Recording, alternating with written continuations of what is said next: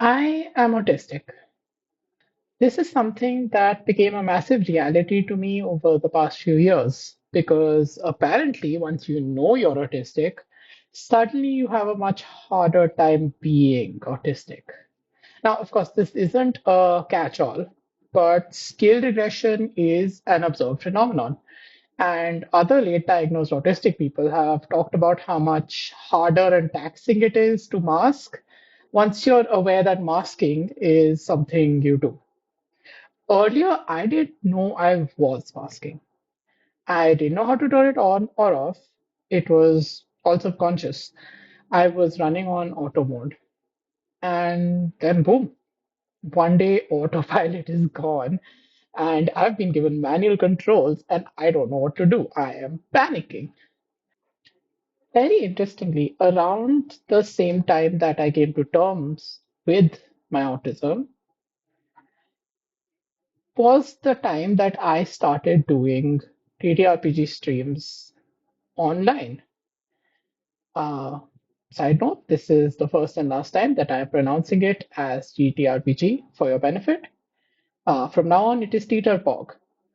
I will push this agenda. It's Teeterpog. Nobody wants to say that many syllables. Now, I was not used to showing my face to random people online in public streams and videos, but I'd seen enough of it. I'd seen other people do it. Nobody told me I needed to have a camera face. Nobody said that I had to be anything but myself, but like subconsciously, it's something that just happened. Like even playing TTRPGs online often involved me masking to an extent, but now I was on camera and people were watching me. I masked and I masked hard.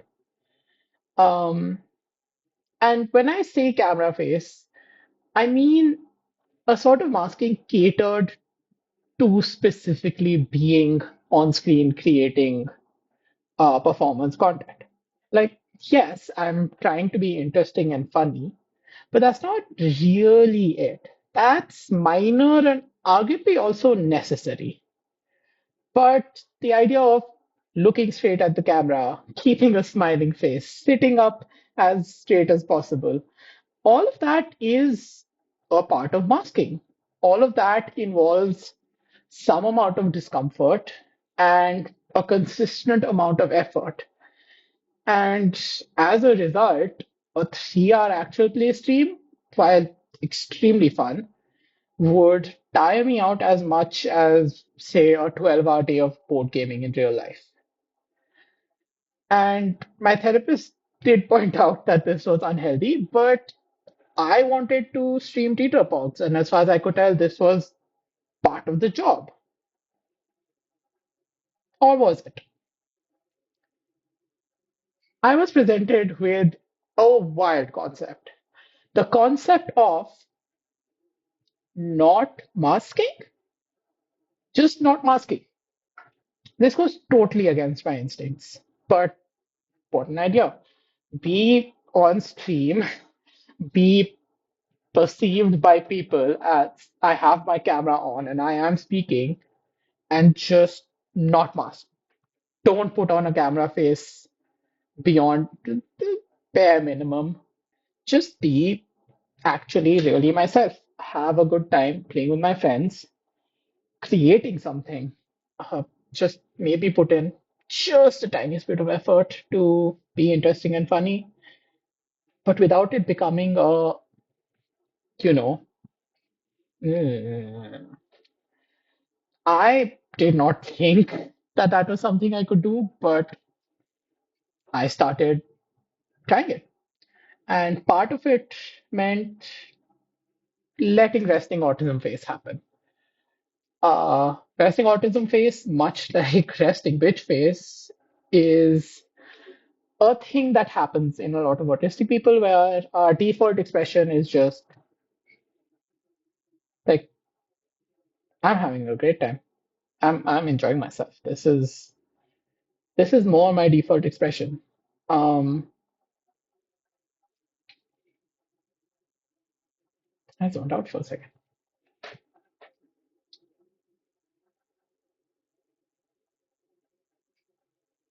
That tangent. While filming this, I am realizing that filming this video itself also involves a lot of masking. In fact, all the exact masking that I'm talking about letting go of for my actual play streams is something that I'm putting on for this video. So that's interesting, and we will examine that at a different time. So, resting autism phase, let it happen. Let myself look wherever I want to, not straight at the camera, not at the people I'm talking to.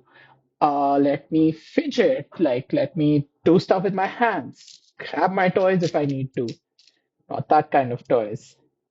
Part of it is also taking better care of myself. If I'm feeling overwhelmed, turn off my camera. If I need to lie down or do some stretches, I realize that the only way to actually keep this going is to take care of myself and not push myself to be something I'm not while letting people see all the brilliance of who I am. And it's not something that I managed to achieve alone, of course. Like, I have very supportive friends. I mean, everyone in the streaming space. Even people who I've streamed with for the first time. Like, I've seen enough contemporaries who, you know, do just chill and not like necessarily put on a camera face and just exist as themselves. I have amazing people in my life like Steve from Panzer Stables, shout out Panzer Stables, where all our game tables are always open. So there's no issue if I decide I need to cam off at any time. I've had some wonderful producers. Uh, for example, Purna from Weave Games and Ida from Euphoria, who will check in often and actually try to get me to not push myself into being in a game and being too present when I'm not feeling well. And of course, I don't listen to them. I still end up performing when I'm sick, but the support helps. And that brings us to here and now, to this YouTube channel that I thought I could do many years ago and had to rewire my whole idea about I should not be putting on a show here. I still am.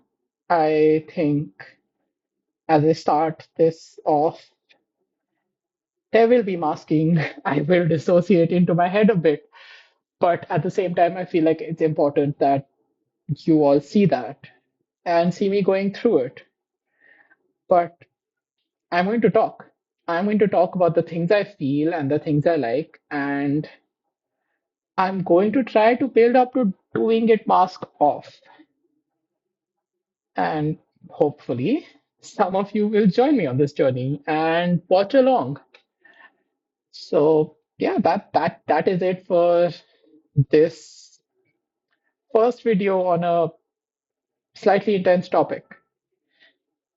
If you liked it, do all the liking, commenting, subscribing, the things that you're supposed to ask people to do.